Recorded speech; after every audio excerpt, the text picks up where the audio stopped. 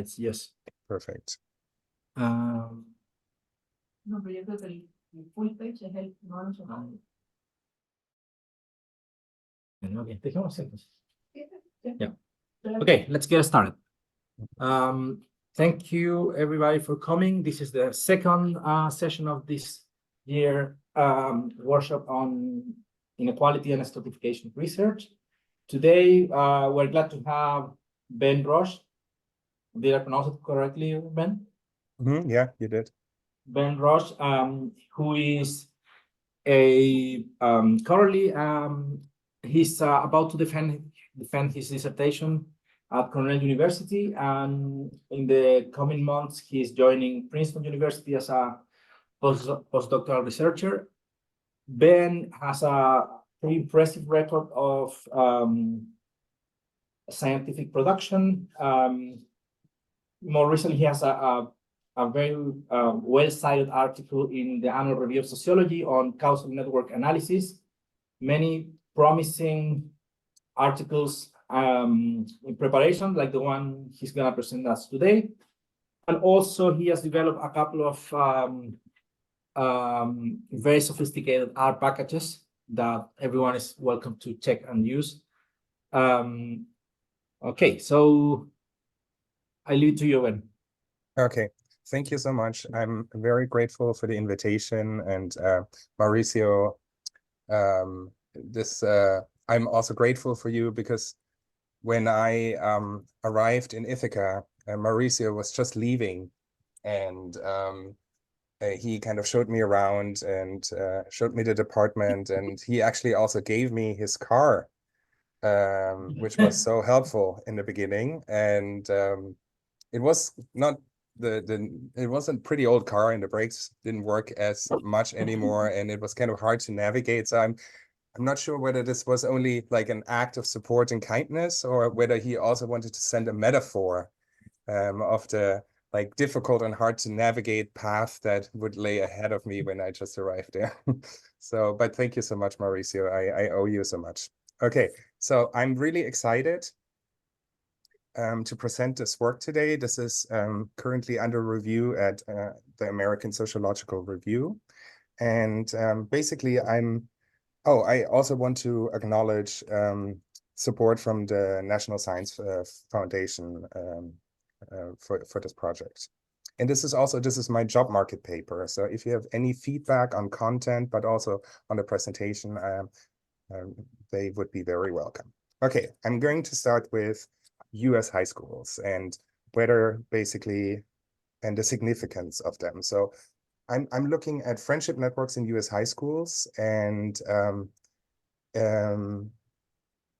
high schools in the US are a key site for adolescents to form relationships. Most of the friends that adolescents in the US have around that time, mid-adolescence, derive from school, actually. And it is also a time in which peer influence peaks. I mean, we probably all remember it when all of a sudden the parents weren't so important anymore, but instead it was our peer group that we kind of looked towards. And so this is a time where peers matter quite a bit. And the other thing is, as we all know, and it's very similar in many countries, is that there's a lot of socioeconomic segregation, spatial socioeconomic segregation. And so kids from different backgrounds have a hard time meeting each other, but actually high schools are among the most diverse places in the United States, because their SES composition is more diverse than primary schools and middle schools, mostly because these schools are smaller. And so they are more heavily dependent on... Lo estoy viendo. Mira, esto Someone is talking. que considero que es relevante para la pregunta que tiene que ver con el tiempo que dura, que va a durar el programa, cómo lo comparar, que va a tener información. Aquí debería ir, ¿no? Lucas, puedes cerrar tu micrófono. No puedo regirme. Ay, que sí. Que Andrea, tú. Es que, claro, que igual dice. Con razón ya. No en todas. Es horrible. Okay, I think we figured it out. Yeah, no worries. Primary and middle schools are smaller, and then colleges are just more selective. And so that's why the SES composition is usually more segregated in colleges as well. So high schools are actually the place in the United States where kids from different SES backgrounds can meet. And but there's evidence to suggest that adolescents actually eschew friendships across socioeconomic lines. But there is a little bit of a controversy around it, whether this is the case or not. But if it is the case, that would be unfortunate because, as we all know, socioeconomic segregation is associated with adverse societal outcomes, with lower social mobility, but also, I mean, if basically in high school already kids start separating by socioeconomic background within a school, then this lays a foundation within for conflict lines in adulthood. And these conflict lines we see very well now in the United States, where you have basically a big part of the working class that is kind of more Republican oriented versus the more educated class is more Democrat. And so this could definitely add to this if there is already socioeconomic segregation in friendship networks in high school. But the first puzzle that exists in this literature is that recently Chetty, in a publication in Nature, has found substantial SES segregation in high school friendship networks. He uses Facebook friendships on friendship networks on Facebook, and he measures socioeconomic segregation by looking at ties between low and high SES students. So he basically cuts the SES score at the median and then defines low and high SES students, and in this way kind of he shows that these cross SES friendships exist less than we would expect. Excuse me. But on the other hand, we have a long history of sociological research on this topic, and they often don't find very strong effects. They find a lot of evidence for racial segregation, but socioeconomic segregation, if they find any effects, then they are very small. But they use different data. They use typically observational data, AdHealth, Prosper, or the General Social Survey, and they measure socioeconomic segregation differently. They typically use the absolute SES distance in the score, in the SES score of friends. And so the first question is, how segregated are, SES segregated are friendship networks in high school? And the second question is, if there is socioeconomic segregation in friendship networks, what are the drivers? Because we know from literature on racial segregation that like part of the segregation that we see derives from structural barriers. We have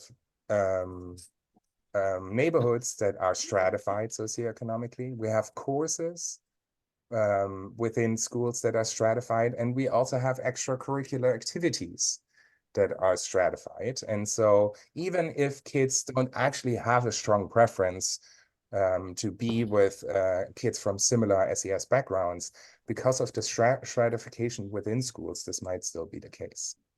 But then, of course, there's also intentional and unintentional boundary making between groups. So it could be that there is actually preferences towards specific SES groups. But the problem with this literature so far is that these prior studies have focused on different potential determinants, but often omitted then the measures of the alternatives. So for instance, if we look at the paper by Mao and Entwistle, which looks at neighborhoods, the effect of neighborhoods on racial segregation, then they don't include the course structure or the extracurricular activities. And then in contrast, the extracurricular activity paper by Schäfer, they don't include information on neighborhoods. And so it's kind of unclear what they all find evidence for it, but we don't really know what the relative impact is, right?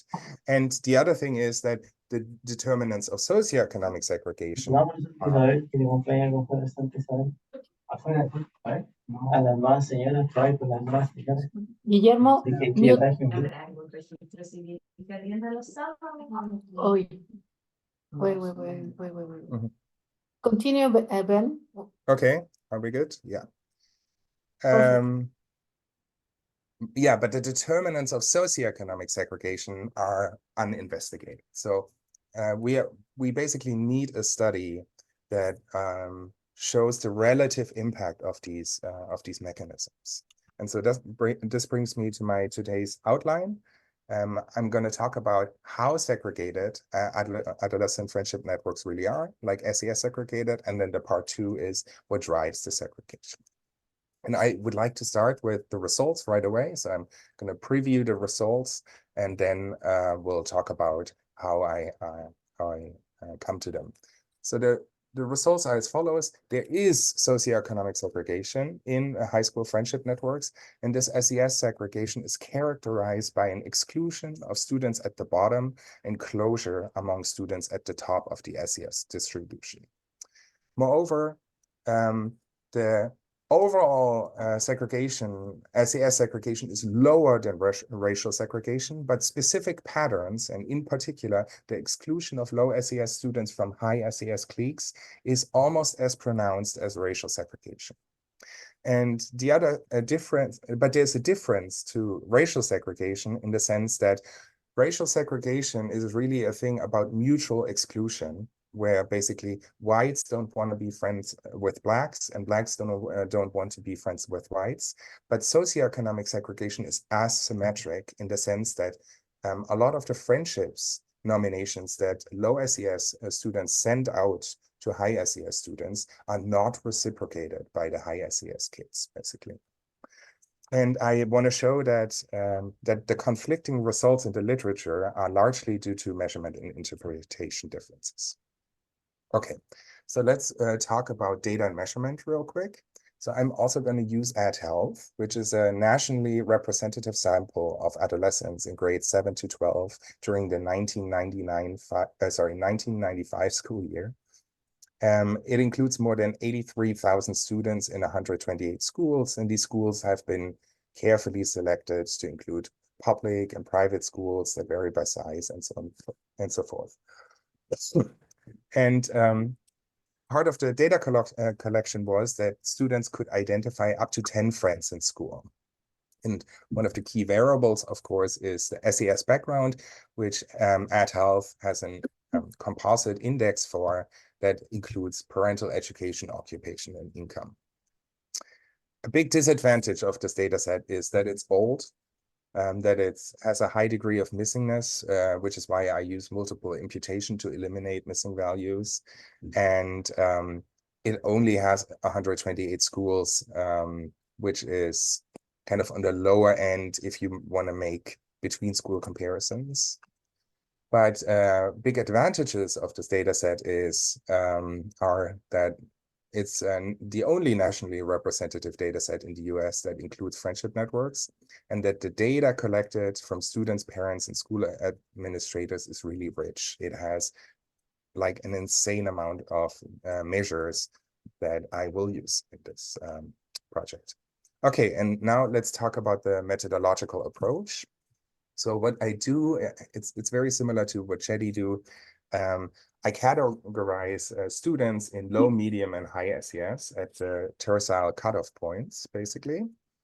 And then I analyze the socioeconomic mixing matrix. So basically, I look at all the combinations that you can have between these three categories.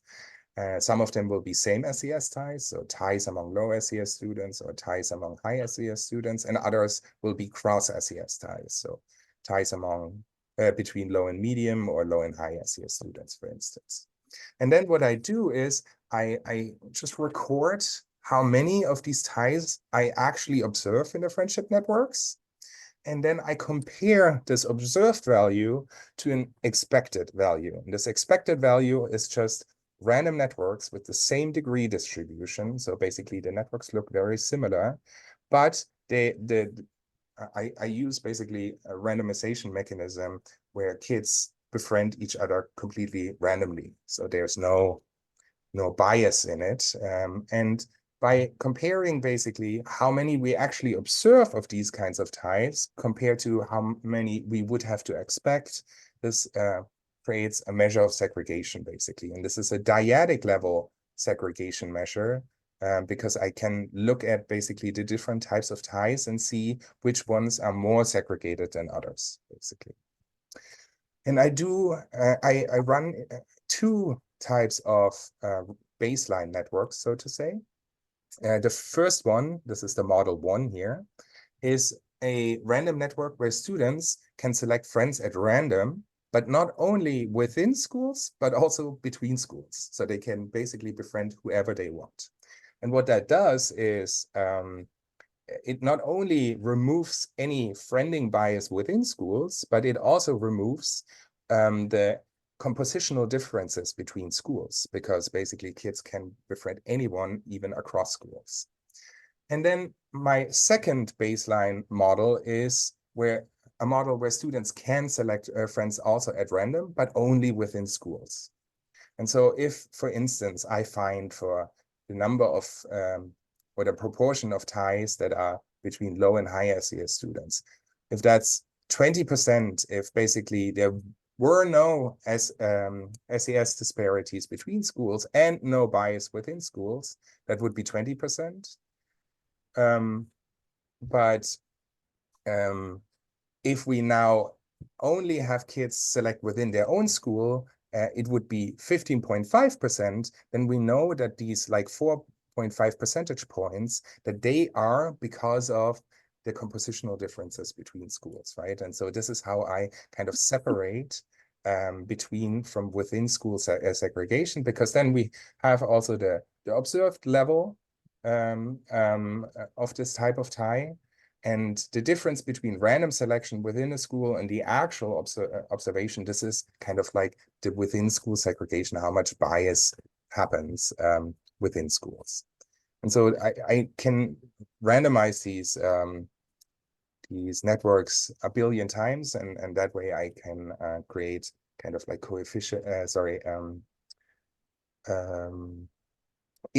confidence intervals to see how likely certain types of ties are within a reasonable distribution.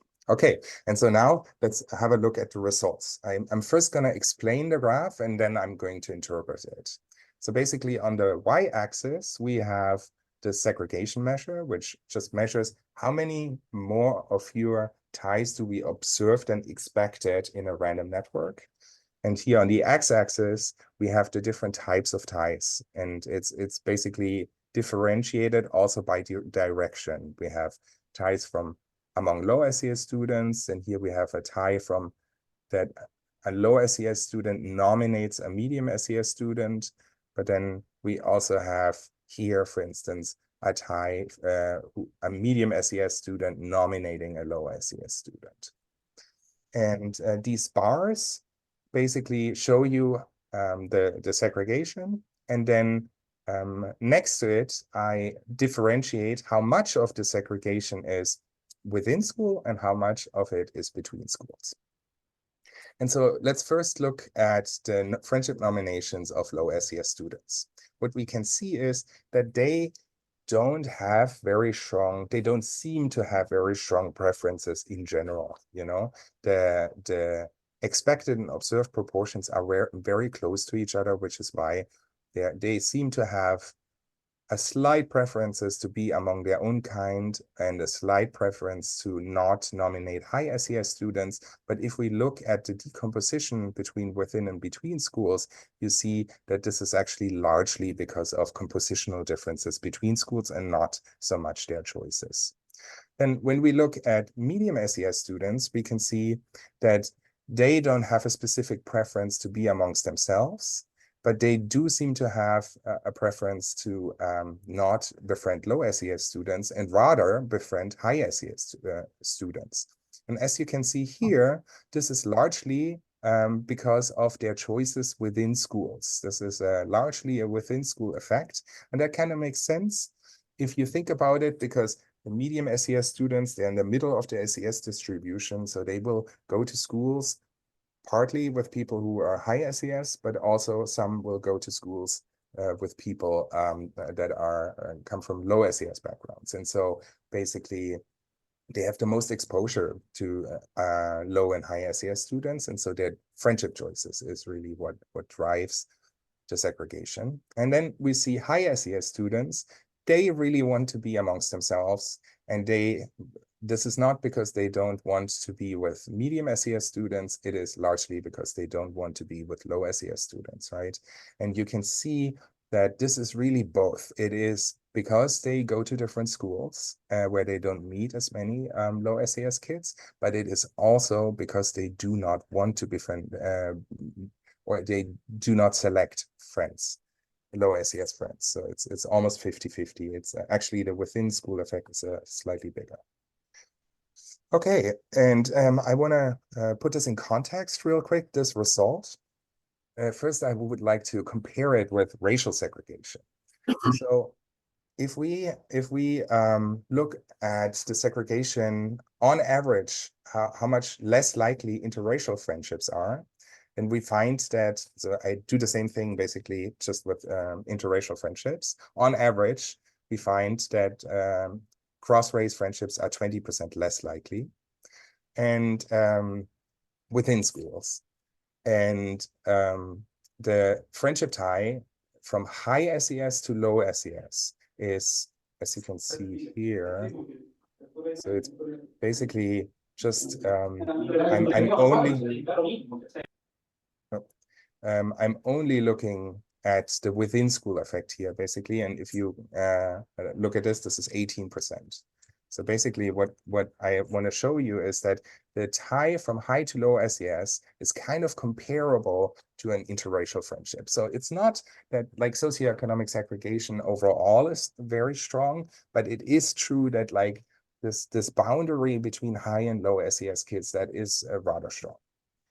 And then the other thing that's important to note is what you see here in the graph is that you see a certain asymmetry here, because you see that low SES kids don't have a strong preference against high SES students, but high SES students have a strong preference against low SES students. And so if you kind of subtract these two values, just the difference between the two of them, this will give you a measure of how asymmetric this is. And you can do this basically with all the types of ties and measure how different the two directions are.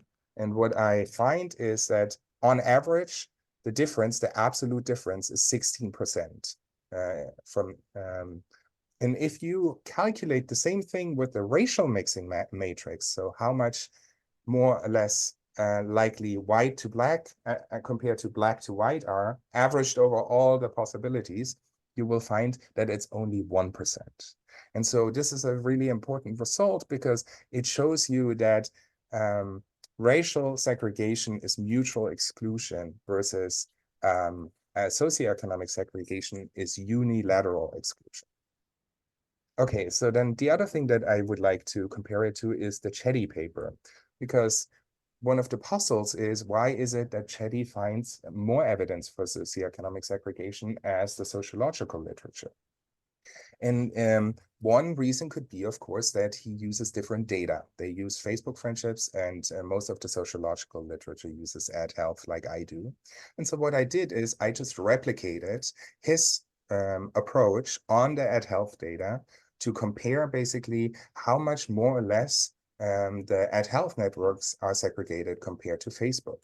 So he finds that his value of economic connectedness is 0.89, which means, so he uses a slightly different measure, that low SES students have 11% fewer than expected ties to high SES students. When I run the same analysis on ad health, I find 0.86, which means low SES students have 14% fewer than expected ties to high SES students, which means that the friendship networks in ad health are actually more segregated, socioeconomically segregated than the friendship networks on Facebook. And that points to then it's unlikely data, the reason that Chetty finds more segregation, and it's more likely that it has to do with measurement and interpretation.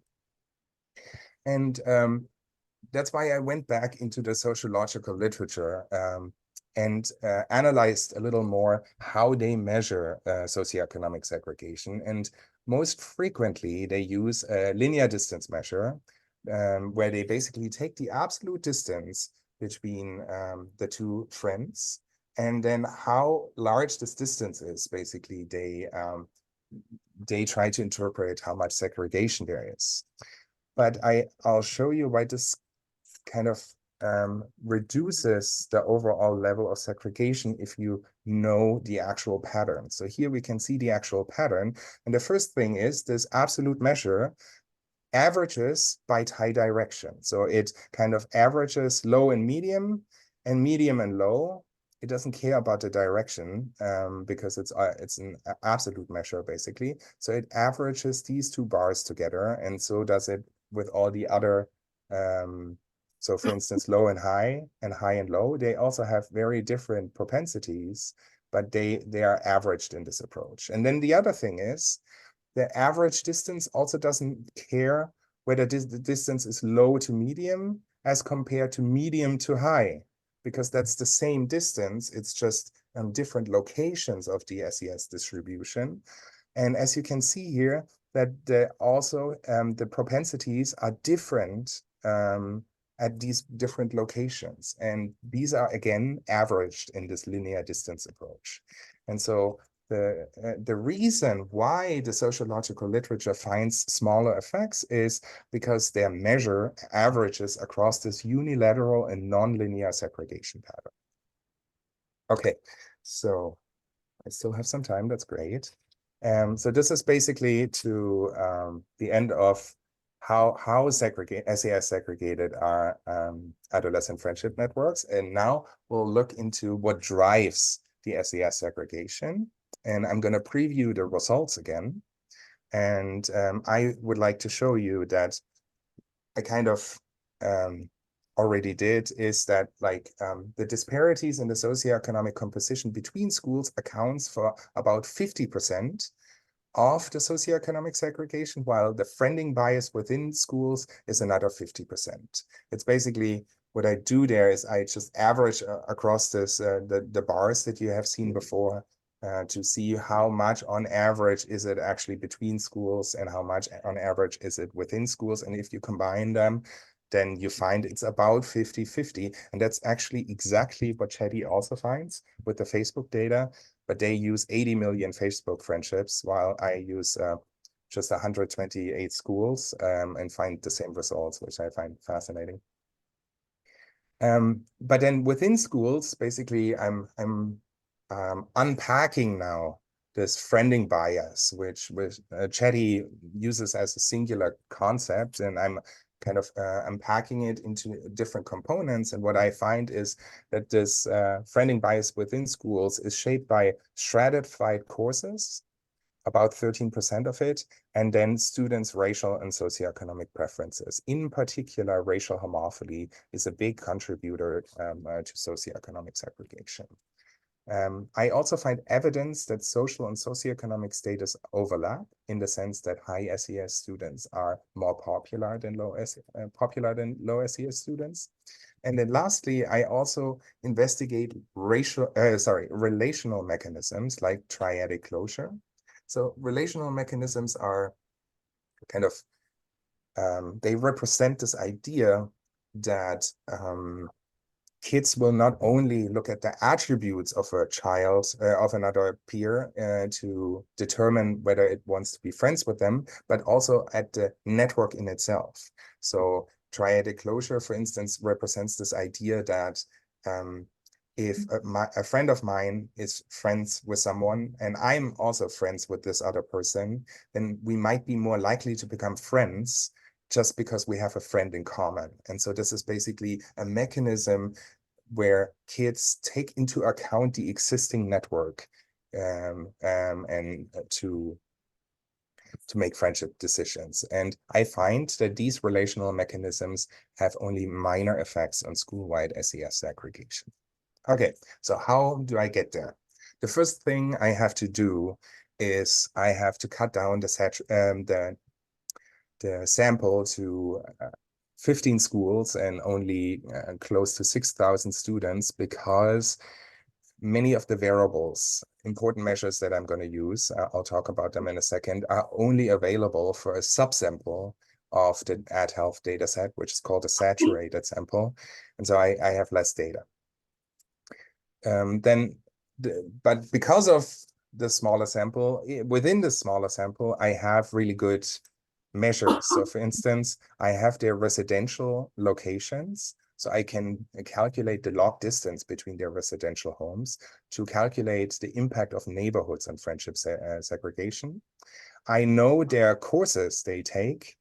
And so I calculate basically course overlap of students, which I weight by course size and also the intensity of the course. I know which extracurricular activities they participate in. And so I am able to see whether there's overlap, whether they join the same sports teams and the same clubs. And I have the academic performance. I'm calculating the average GPA across math, English, social science, and sciences. Okay, and so now let's think about the determinants of socioeconomic segregation more theoretically for a second. So on the one hand, we already established that there is disparities in the SES composition between schools, which contributes to segregation in networks. But then within schools, we basically have stratified settings on the one hand. So these are courses that might be SES stratified. This might be extracurricular activities that might be SES stratified, but also neighborhoods. So within the same school, if you live close to each other, basically, are you more likely to become friends? And will that also add to friendship segregation in schools? Then on the other hand, we have homophily. So now we are entering basically this stratified settings. This is kind of structure. This is a structural barrier. But now homophily, the tendency to befriend people who are similar to yourself, this is more the agency of the students themselves. So this is more representing a preference. And I'm looking at basically whether kids want to be friends with people that have the same SES as themselves, the same race as themselves, the same GPA as themselves. So this is kind of academic performance on top of the course structure. And basically, even in the same course, are you more likely to become friends with people who have similar academic performance than you? Are all the high performers basically sitting together and being friends or not? But then there's, of course, not only the homophily mechanism, there's also aspirational tendencies. Maybe it is not so much that kids want to be friends with people of a similar SES, but much rather they want to be friends with someone that has a higher SES than themselves. And these aspirational mechanisms, they can induce popularity differences, basically. And so I'm looking at popularity differences by SES, by race, and also GPA. And then finally, I also look at relational mechanisms, in particular reciprocity and triadic closure. And the friendship model that I'm fitting in the end, it's kind of a complex model where I include all of these determinants and even interactions among important determinants that I would expect theoretically. So that's kind of like, it's a very big model with lots of coefficients in it, but I don't even show you the coefficients here because this is not how I do the inference. I use simulation, and I'll show you now. So basically, we have these two models already. The one model where basically students select friends at random, and then I calculate the proportion of each type of tie we would expect from that model. And we have the second model where we calculate the proportion of each type of tie if students select friends at random, but only within schools. And now basically what I'm doing is I use this exponential random graph model, which is kind of like a logistic regression where the outcome is whether kids are friends or not. It's a little more complicated than that, but it's a good approximation. And in this model, I have all these covariates in that represent the stratified settings, the homophily, the popularity differences, and the relational mechanisms. And what I do is basically I toggle them on one by one. I start with the random within school network, and then I toggle each effect on, and I start simulating networks, and then I measure how many of each type of tie we would expect in these networks. And that way I can measure basically how strongly these mechanisms impact socioeconomic segregation. And that's what you see here. So basically on the left side here, you see the model 2. This is the random network. So, and I'm only looking now at one specific type of tie, and that's the tie between low and high SES students, actually both directions. And as you can see, in a world where there is random selection, we would expect about 21% of all ties to be ties between low and high SES students. And that kind of also is very close to what you would expect mathematically, just, yeah. And then what you observe here, this is the actually observed one, is close to 17% basically. And now what you can see here is how each mechanism affects this proportion and how we basically go from random network to observed network. And what I do now is I basically take the entire distance, so from random to observed, and then I just calculate the proportion of how much does each mechanism contribute to this total difference, and this is calculated here. And so what you can see here is that neighborhoods basically do not add to socioeconomic segregation and friendship networks, but courses do. 23% is because of kids are separated in different courses, and the separation is SES stratified. And then you also see that extracurricular activities add to it.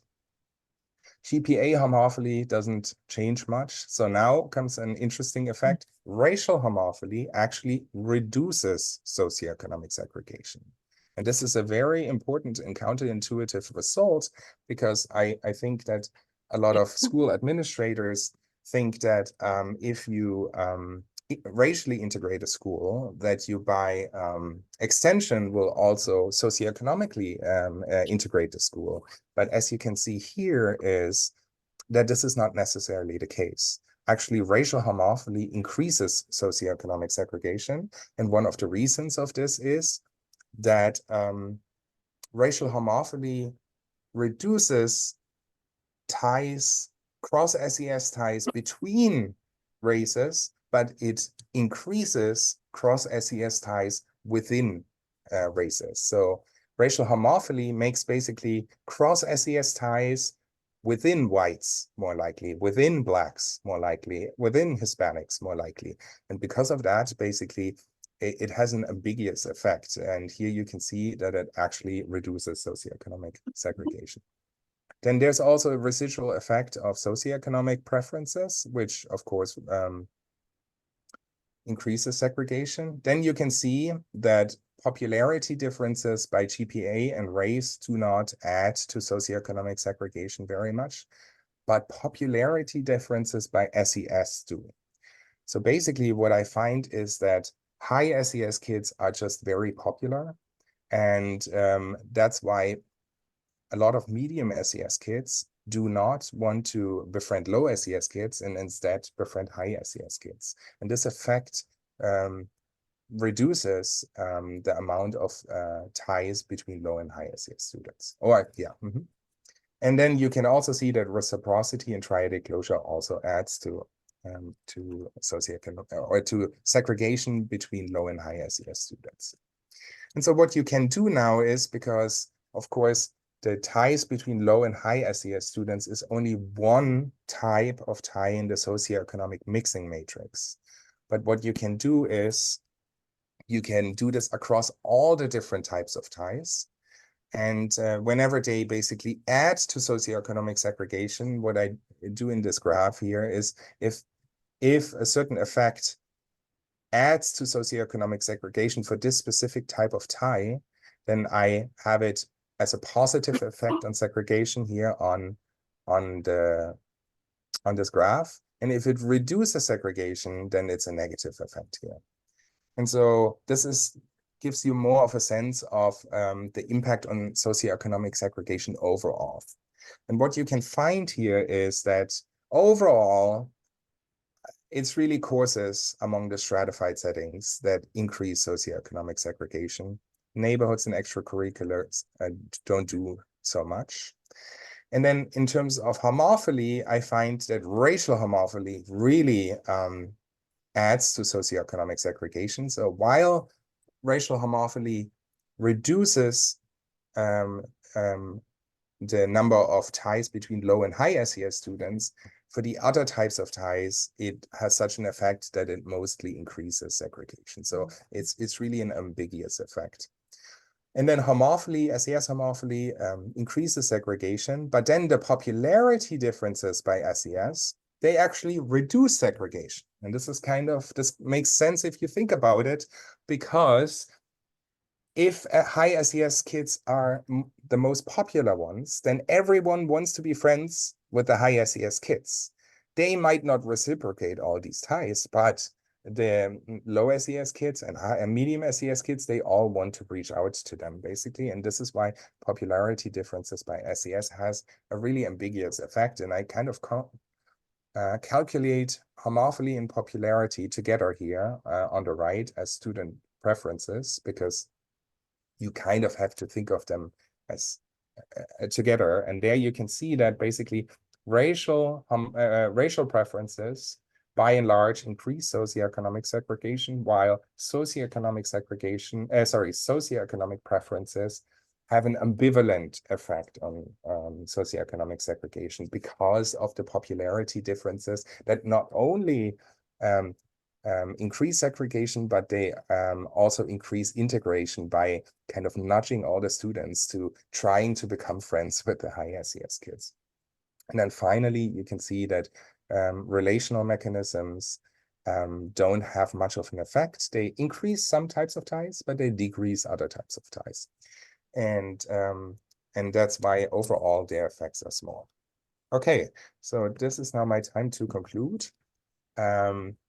In conclusion, I find that SES segregation is characterized by a unilateral exclusion of students at the bottom and closure among the students at the top of the SES distribution.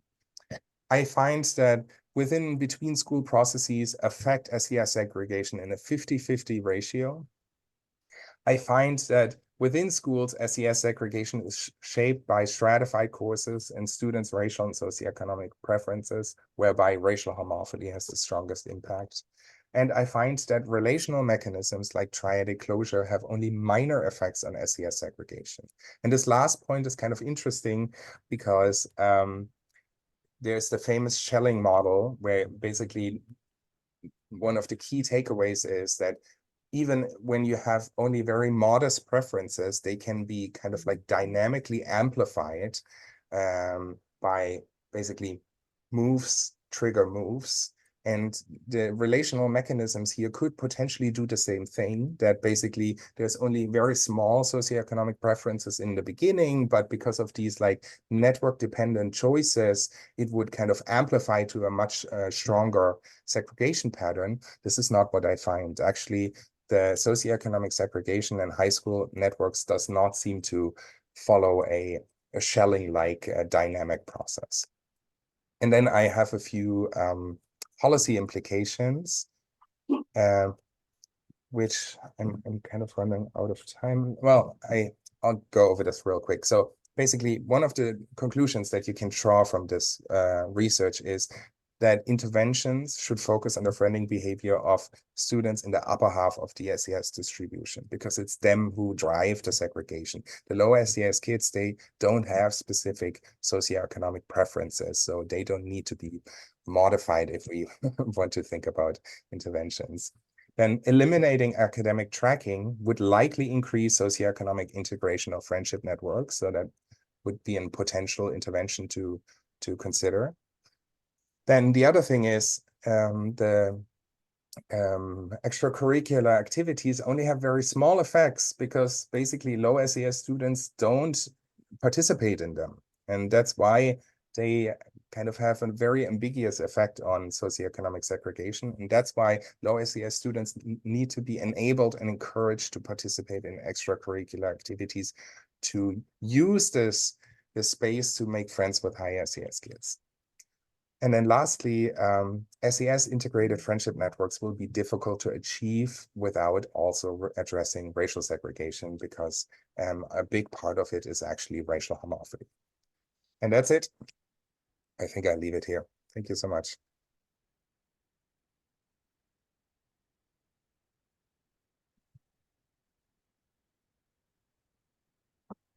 Thank you very much, Ben, for this fascinating presentation. ASR reviewers would be dumb if they do not give you at least a resubmit, in my humble opinion. Yeah. So now we go to the Q&A, so you can ask questions to Ben if you want. I'm gonna start myself with the questions. So I have a couple of questions. So one conceptual one, depending on the institutional setting, but you conceptualize tracking, like course taking and extracurricular activities, as not homophily, basically. But I wonder to what extent people take classes and extracurricular activities based on what their friends do. But that's really dependent on the institutional context. So it's more a question than I'm not sure how it works in US high schools. So that's one thing. Can I add to that question? Ben, can you hear me? I can, yes. Thank you so much for the presentation. I have a very similar question, and I was wondering whether basically your driver of courses, it's how basically students go to the courses. I might think that there'd be a tracking, within the school, in terms of like based on your GPA, you can follow certain kind of track. So I was wondering how basically you can separate, for instance, GPA, thinking about tracking from courses. That is my question. Okay, I'm going to write this down, and maybe I'll respond after all different questions. Yeah. Hold on, I have more. Yeah. So you're finding that racial, so the racial homophily thing, I found it really very interesting. So if I understand correctly, so basically you're saying race and socioeconomic status are for the most part consolidated, so they work in the same direction. But then I'm not sure if you're aware of the literature on status exchange, because it's the case in which you show the opposite, it's exactly a case of a status exchange when people form a tie and they for example, a status exchange in like interracial marriage, for example, when they typical example, like a black person marries a white person only if the black person has more education than the white person, for example. So they exchange status. So it could be the case, and this is for next steps, that this example we show of racial homophily reducing socioeconomic segregation could be a case of status exchange, basically, right? So you can look at that as well. Yeah, no, this is a great idea. Yeah, and I leave it to the rest of people. Okay. Do you want to respond question by question? Yeah. Yeah, I would like to respond right away. So your first question was about to what extent is extracurricular selections and course selections endogenous, basically. And it might be that kids strategically choose the extracurriculars in order to make the friends that they want to make friends with. I'm not fully able to kind of like separate structural barriers from preferences. The only thing I can say is, well, this is how it becomes visible. To that degree, this seems to be going through courses. Whether the course selection then in itself was a preference, I cannot say, but I can say, well, to that degree, it is driven through it, but maybe not causally. It's an association, basically. And then to the question, can I say something about it? So so I would guess that reviewers can be very picky about that, because you seem to use preference in some part of the presentation, and now you're saying that it's not exactly that. And for the intervention purpose, the intervention regarding tracking would only work if this is not endogenous. Absolutely, I totally agree. In the paper, I use apparent preferences as a signal that I don't have to stated preferences from the students, but they're also kind of difficult to even measure because kids might not want to say what their real preferences. So it's just apparent. And that you're right. It has an asterisk on interventions concerning detracking. Okay, so let me come back to the GPA question. So I'm not controlling necessarily for the GPA in itself. So of course, GPA drives the course selection. If you have a high GPA, you will be part of the AP class, basically. But instead, I'm looking at, given that you are in this class, are you more likely to be friends with someone that has a similar GPA than you? Because even in an advanced placement class, basically, you have a distribution of GPAs. And I'm basically only looking at within courses, to what degree do we still see homophily on academic performance? Okay. There's other questions. Alejandro Espinosa. And let me unmute you. Give me a second.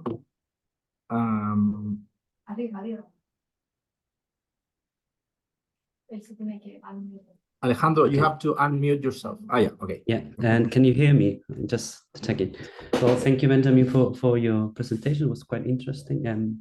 I just have a more technical question, if I may. So, first of all, I'm not quite surprised of why the relational mechanisms has just only a minor effect on the socioeconomic segregation.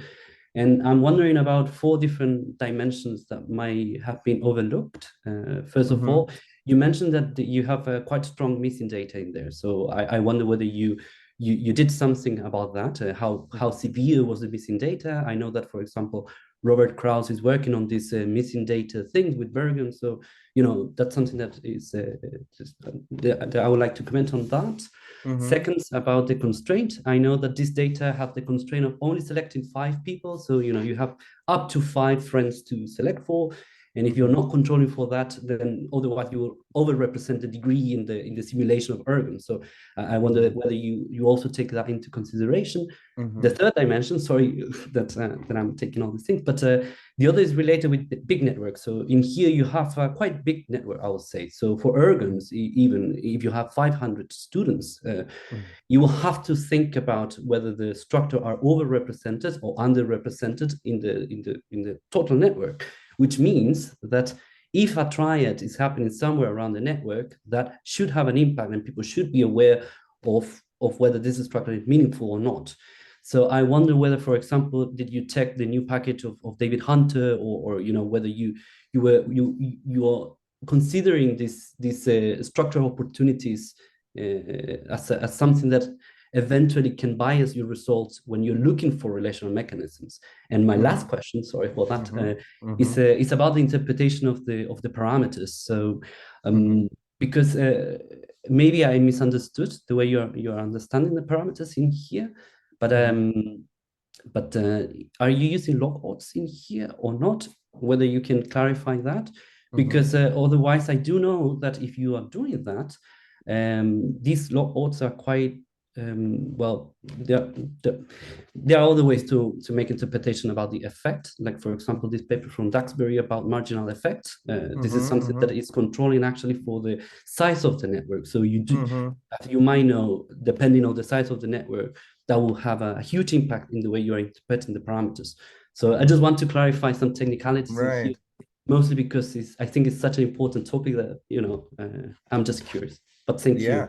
Yeah, thank you so much. These are excellent questions, and I hope I can address them all, because as you say, I also find that this is a very important topic, and I want to get the estimates right. You know, I don't want to publish anything that would misrepresent what's going on, because I do think it's important. So the first one is missing values. I'm following Krause's approach, basically, to use multiple imputation in order to address the missing data problem, and it has a huge impact. You know, like if you just use the observed networks, because in this data set, basically, with ergms, as soon as you have a missing value on one attribute from one node, this node is gone.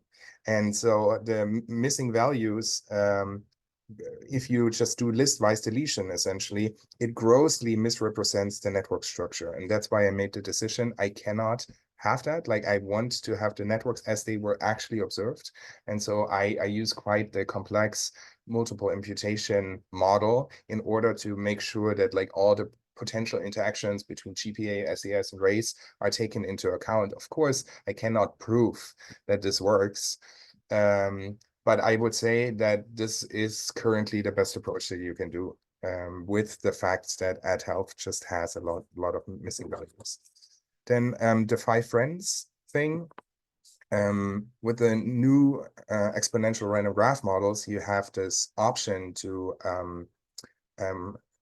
write in constraints. So basically to have baseline networks that incorporate this idea that you can only include friends, 5 friends from each gender. And that's exactly what I do. So basically it should not be biased, because it's part of the baseline. The effects that I find should be irrespective of this constraint.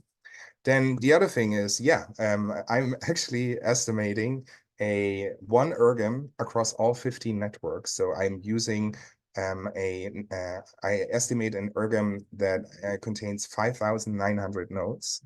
And this is only possible since the latest iteration of ergms, 4.3, I think, where the estimation procedure was improved such that this is actually possible. Even like a couple of years ago, you wouldn't have been able to model a network like this. But what I do is I constrain basically the degree distribution of each school to its actual distribution. So basically the simulation goes across all networks, but each network has to match basically the networks of each school. And I have to constrain that they can only befriend each other within each school. Okay. And so that's how I kind of leverage the information across networks, in the sense of the specific drivers, like racial homophily, will be in effect estimated across all the schools. There might be differences in racial homophily across the schools, but I only get the average impact. But the networks that the simulation spit out basically always represent the school networks perfectly. And the last thing about how to interpret the parameter estimates is I don't interpret them at all. I just use the ergm, the estimated ergm, to simulate networks.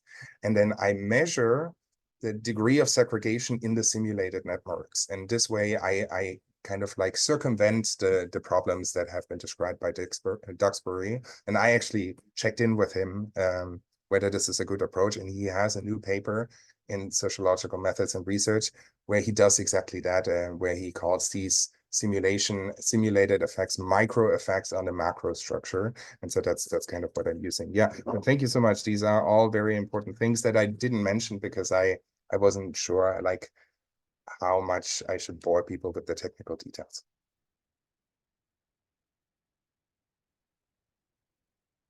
Thanks. Thanks, Ben. Any more questions? There's a question in the audience. Yeah. Can you hear me? Yes. Yeah, okay. I wanted to ask, what do you find happens when individuals share a similar socioeconomic background but don't share the same race? Because in those cases, it would seem as if both friends cancel each other out, because you have the similar socioeconomic status, which would indicate sort of a higher likelihood to form a network. But then you have the racial element, which goes in the other direction. So do they just neutralize each other?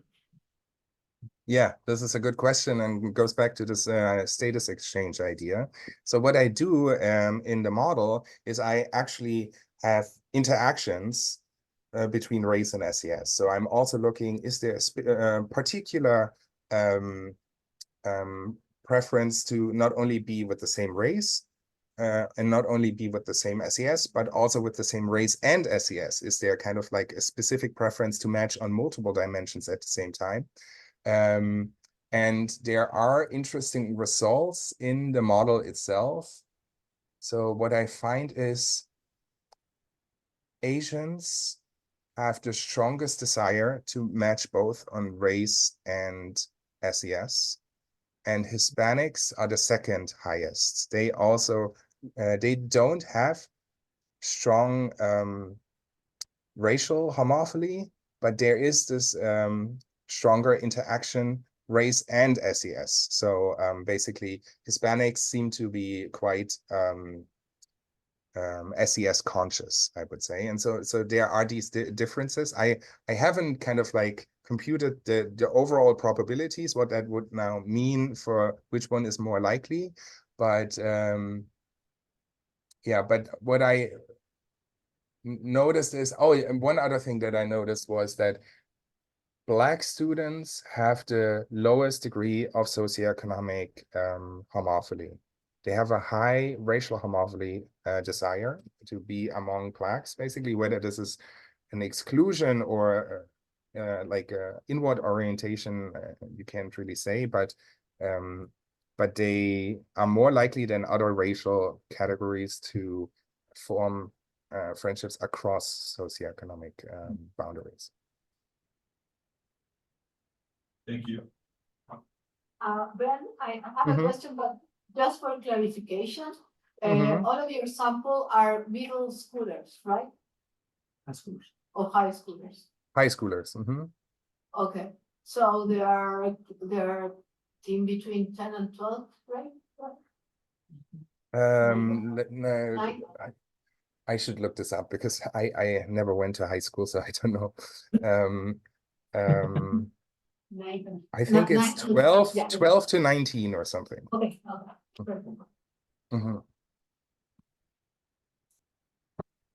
I have a follow-up question on the race and SES interaction.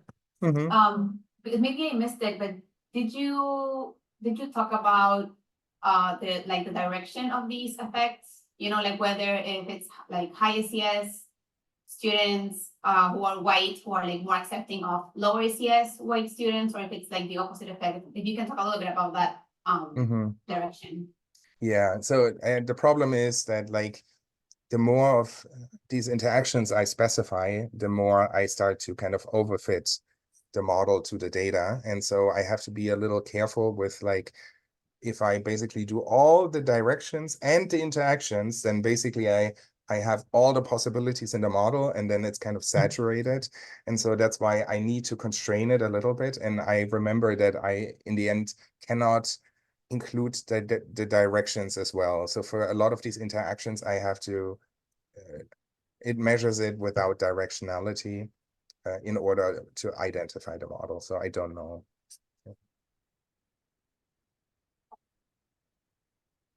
Questions? Okay, there are no more questions. So just wanted to thank you for this fascinating presentation. Pretty sure it's gonna go well in the revision process and the defense. Yeah. Okay. So thank you very much. Mauricio, Yeah, thank you as well. And was there a specific part where you thought this was rather not so clear?